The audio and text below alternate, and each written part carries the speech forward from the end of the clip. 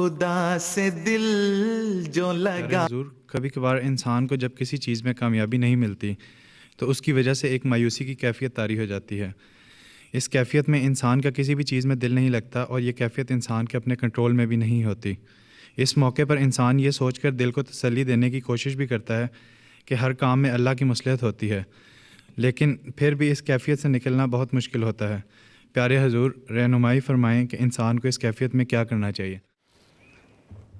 حضرت مبارکہ بیگم صاحب کا ایک شعر ہے کہ مایوس و غم زدہ کوئی اس کے سوا نہیں، قبضے میں جس کے قبضہ سیف خدا نہیں.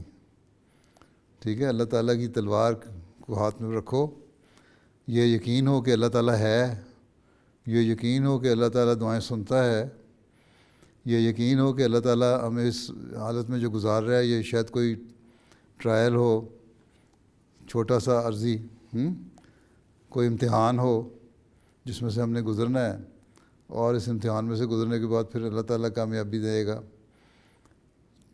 اور دعا بھی انسان کر رہا ہو اللہ تعالیٰ سے، یہ یقین ہو کہ اللہ تعالیٰ دعائیں قبول کرتا ہے. یہ تو ایک نیچرل چیز ہے، مایوسی کی کیفیت آتی ہے انسان کی طبیعت میں، نفسیاتی اثر بھی ہو جاتا ہے. لیکن ایسی حالت میں بالکل ہی ڈیسپریٹ ہو کے تو سب کچھ چھوڑ کے گھر بیٹھ جانا یا کمرہ بند کر کے ڈپریشن میں چلے جانا، یہ چیز غلط ہے. اس وقت ہمت کرنی چاہیے، ول پاور سے کام لینا چاہیے اور اللہ تعالیٰ کے حضور دعا کرنی چاہیے.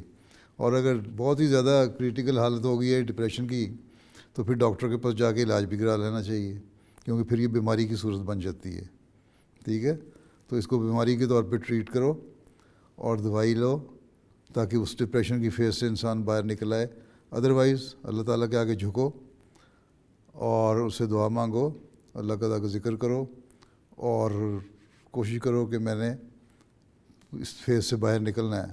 اللہ تعالیٰ نے قرآن شریف میں فرمایا لا بذکر اللہ تطمئن القلوب، کہ اللہ تعالیٰ کا ذکر کرو بار بار، تمہارے دلوں کو اطمینان نصیب ہوگا. اور اس کے لیے کوشش کرنی پڑتی ہے، ول پاور سے کام لینا پڑتا ہے اور جو حقائق ہیں ان کو فیس کرنا چاہیے، مرد بننا چاہیے. اس کا اور کوئی علاج نہیں، یہی علاج ہے کہ ول پاور اور دعا اور کوشش اور محنت.